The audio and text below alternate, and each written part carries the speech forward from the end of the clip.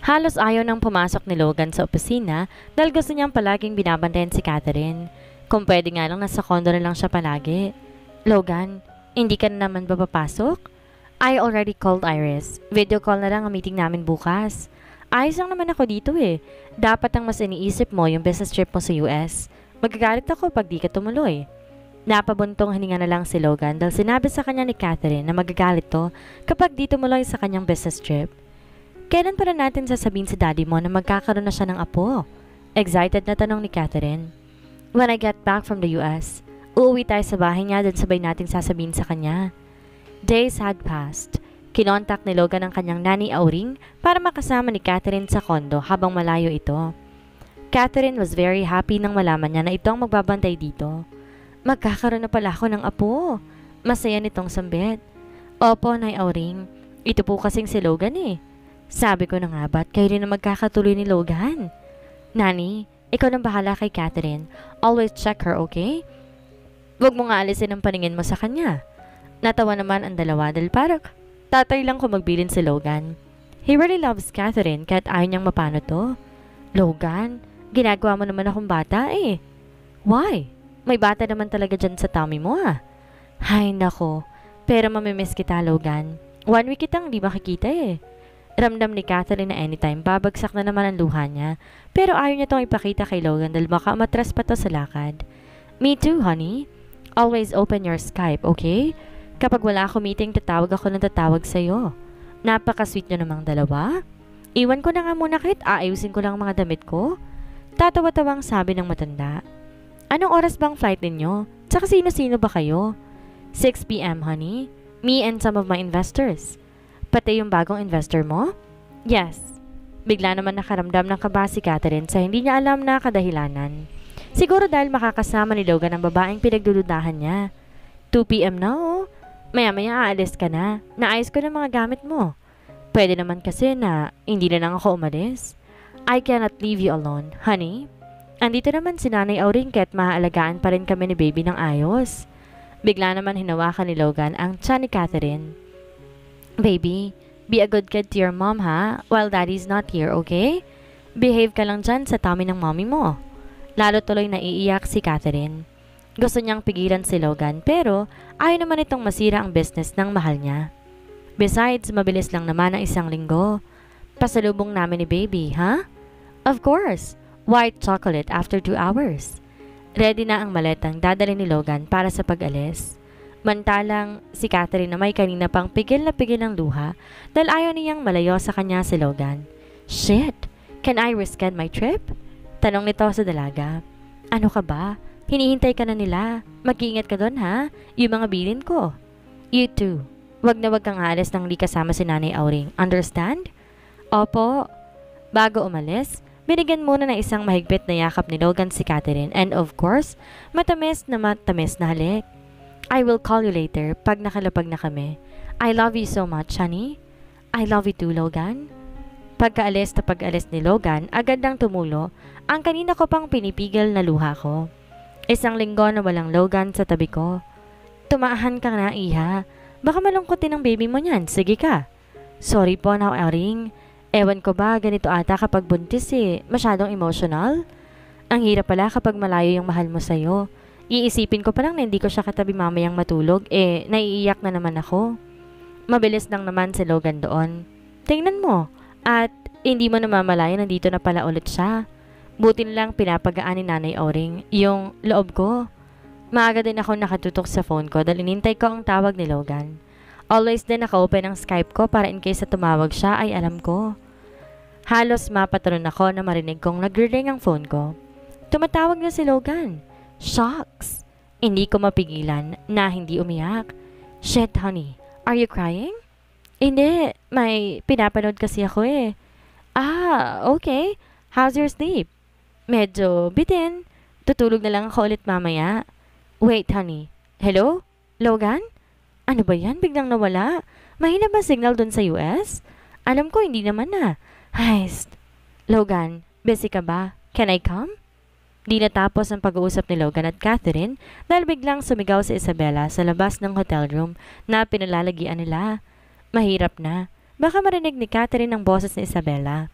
What do you want? Bakit galit ka kaagad? Because I am talking to my girlfriend. Catherine na naman. Palagi nilang Catherine. Ako nasa harap mo ngayon, Logan. So, I don't care kung ikaw ang nasa harapan ko ngayon. All I care about is my girlfriend. Akmang isasara na ni Logan ang pinto nang bigla itong pumasok at biglang hinalikan si Logan. Shit! What are you doing, Isabella? Are you really out of your mind, huh? I love you, Logan. Bakit ba kasi hindi lang ako? Ako naman talaga yung una mong minahaling, di ba? So why can't you love me again? Because of that woman? Umalis ka na, bago pa ako mawala ng respeto sa'yo? No. Hindi akalain ni Logan ang susunod na gagawin ni Isabella. Bigla nitong hinubad ang kanyang dress at walang itinirang saplot sa katawan. Don't you miss this?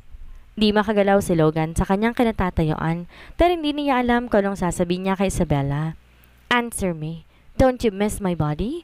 Ganyan ka na ba kababa ngayon? You will offer yourself just to beg for love? Oo, ganito kita kamahal. I am willing to do anything for you. Even my body. Unti-unting lumapit si Isabella kay Logan. Sinimulan niya tong halikan pero hindi tumutugon ang binata. Pinipilit niya tong itutulak palayo pero hindi sa kanya nagpupumilit ang dalawa. Biglang natalisod si Logan kaya napahiga silang dalawa. Si Logan nakadikit ng likod sa sahig habang si Isabella nakapatong sa kanya. I love Catherine at hindi mo siya mahihigitan. I don't care. Pumikit si Logan at inisip na lang na si Catherine ang nasa ibabaw niya. Hindi niya kinaya ang init na nararamdaman niya sa katawan. I shit need you, Catherine. Nagsimula na si Isabella ang gagawin niyang pag-angkin kay Logan. Hindi niya inaasang bibigay sa kanyang binata. I know you still want me. Bulong nito sa isip niya. Si Logan naman napapakapit na lang sa bedsheet dahil sa ginagawa ni Isabella. Hindi na malay ni Logan na nakatulog pala siya. Nagising na lang siya na may naramdaman siyang nakadantay sa braso niya. What the shit? Napabalikwas naman agad si Isabella dahil sa gulat. Bakit? Nabitin ka ba? You want more? Get out! Halos maiyak si Logan nang maalala niya ang babaeng kanina pang naghihintay ng tawag niya. Si Catherine. Holy shit! How can I do this to Catherine and to our baby? Dahil hindi mapigilan ni Logan ang galit na suntok nito ang salamin sa CR, kaya ito nabasag at nabalot ng dugo ang kamao niya. I am so idiot! Napakatanga ko! Paano ko nagawang lokoy na babaeng mahal ko at ang anak ko? Humihiyaw na siya sa galit. Hindi lang kay Isabella kundi sa sarili din niya. Oh my God, Logan! Are you okay? Umalis ka na, please. Umalis ka na. Hindi ako aalis, Logan. Dito lang ako sa tabi mo. Baka kumapano ka dyan. You slut! Get out of my room. Now! Kahit anong sabihin ni Logan, hindi umaalis si Isabella. Nabuo kasi sa isip niya na may feelings pa para sa kanyang binata dahil sa pagpayag nito sa ginawa nila. I am so stupid. Sana pala sinaloko na lang yung sperm niya para mabuntis ako. But good thing that I recorded everything we did. Sad ni Isabella sa isip niya. Gagawin niya tong alas kay Logan. Hindi maikuble ang ngiti niya dahil umaayon ang lahat sa plano niya. After 30 minutes sa Logan sa CR, lumabas na to ng basang-basa at may dugo ang kamay. Oh my gosh, Logan! Kukuha lang ako ng medkit. Didn't I told you to leave? Bakit nandito ka pa? Umalis ka na. Bakit pa pinapaalis mo ko? Sarap na sarap ka nga kanina eh. Sa sobrang galit ni Logan, halos nagdilim na rin ang paningin niya. Nasuntok niya si Isabella kaya ito napahiga sa sahig. How dare you? Sabi ko umalis ka na bago pa ako mawala ng respeto sa'yo. Hindi pa ako tapos sa'yo, Logan. I swear, pagbabayaran mo tong ginawa mo sa akin. Never in my life pang may gumawa sa akin ito. Ikaw pa lang. Pagkasabi nun ni Isabella, tumakbo na to palabas ang room ni Logan. Di naman alam ng binata kung tatawagan niya si Catherine o hindi. Kahit alam niyang kanina pa to naghihintay ng tawag niya. Wala na ako mukhang maiharap pa sa'yo, Catherine. Sana mapatawad mo ko. Tumulo na lamang ang luha niya ng dahil sa pagsisisi. He even blamed himself dahil nagpadala to sa tawag ng laman. Humugot muna ng lakas si Logan bago i-dial ang number ni Catherine. Ring, ring! Hello, Logan. Bakit ngayon ka lang tumawag? Nakakainis ka? Nang marinig ni Logan ang boses ni Catherine, lalo pa tong nanlambot at tapuno ng konsensya. I am sorry, honey. I'm a bit busy. Bakit ganyan ka magsalita? Okay ka lang ba? Yes, I am just tired. I love you, honey. I love you too, Logan. Kahit pala, Medyo nagtatampo ako sa'yo dahil ngayon ka lang tumawag. Kamusta nga pala yung meeting niya ng investor mo? Okay lang. Na-bored ka ba? Sana nandyan ako para pasayahin ka at aliwin. Hindi napigilan ni Logan ang luha niya habang kausap si Catherine dahil para tong sinuntok na maraming beses. Paano niya nagawa to sa napakalambing at napakabait niyang nobya? Hello, Logan. Nandyan ka pa ba? Yes. Umiiyak ka ba? Bakit? It's because I miss you so bad. Miss na rin kita, Logan. 6 days na lang naman, uuwi ka na. Buti na lang nga nandito si Nanay Auring para labingin ako. Kung ano-anong kinukwento niya tungkol sa'yo nung bata ka pa.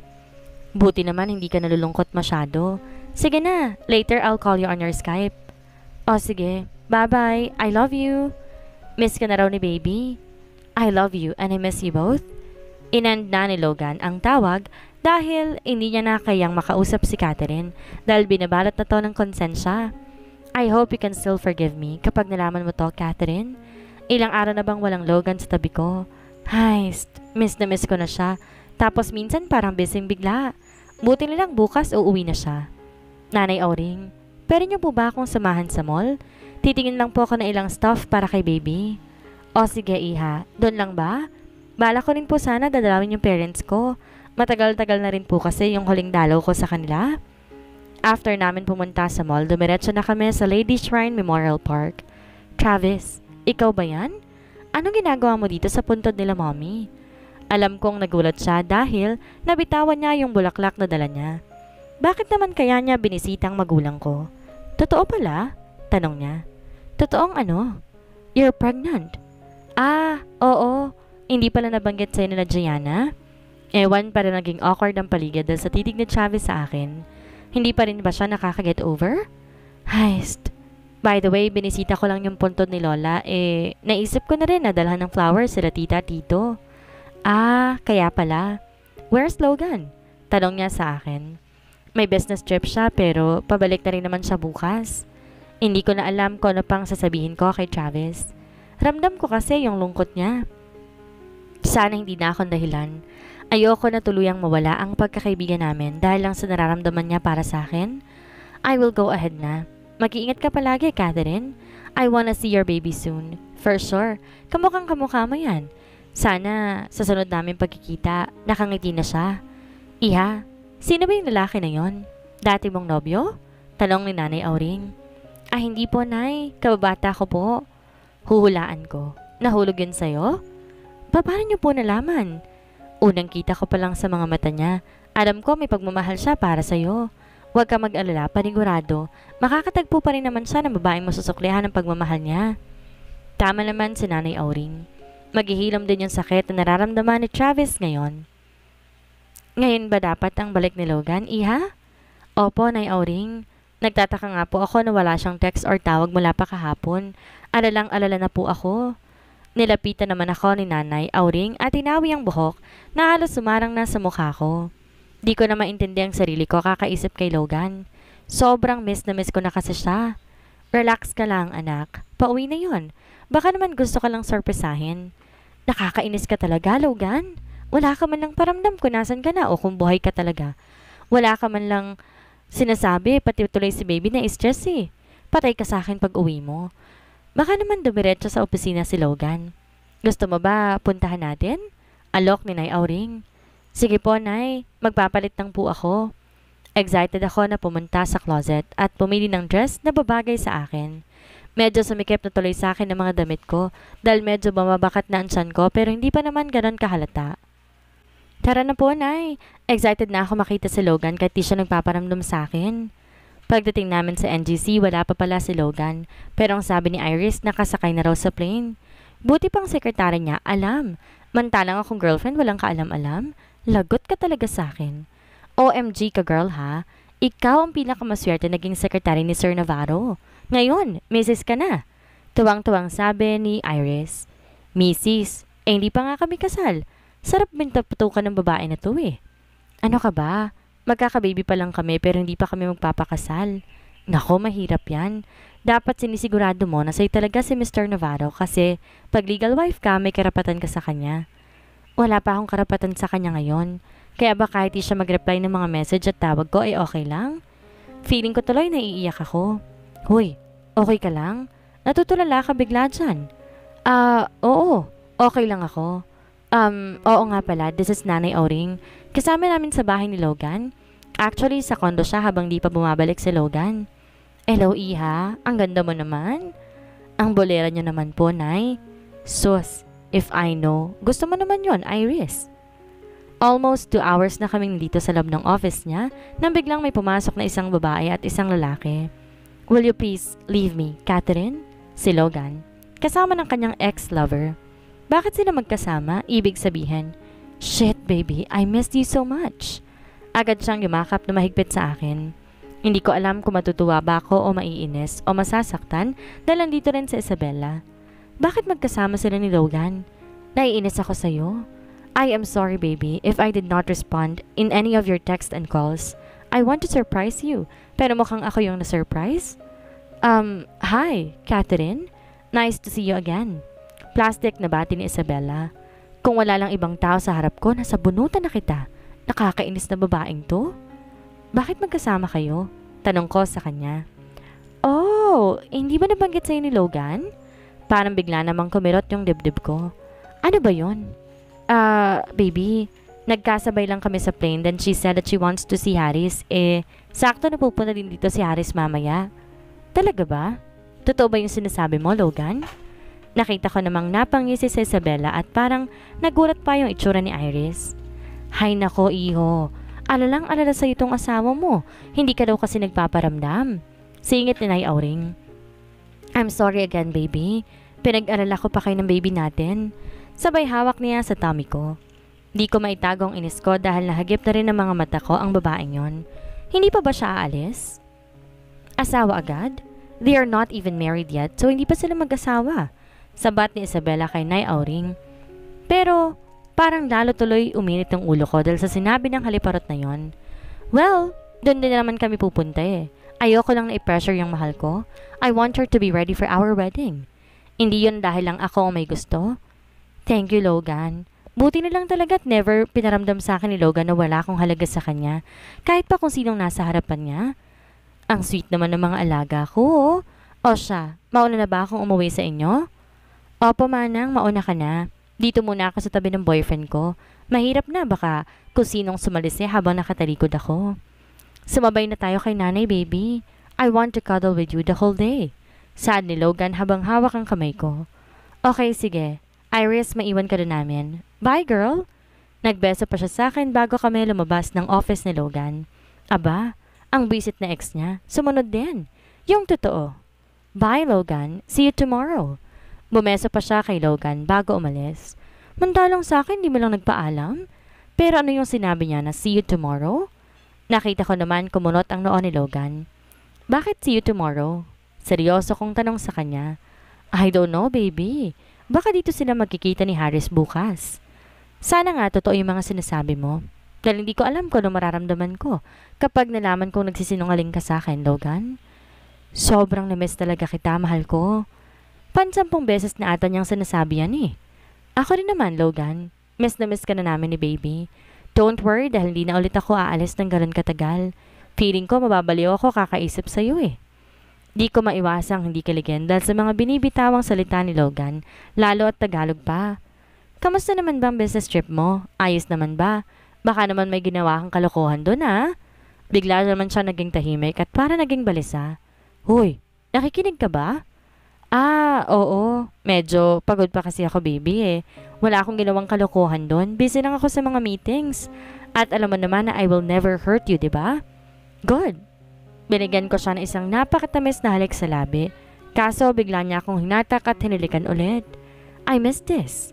Saad niya habang gumagala ang kamay niya sa katawan ko. Mukhang alam ko na kung anong gusto ng mahal ko.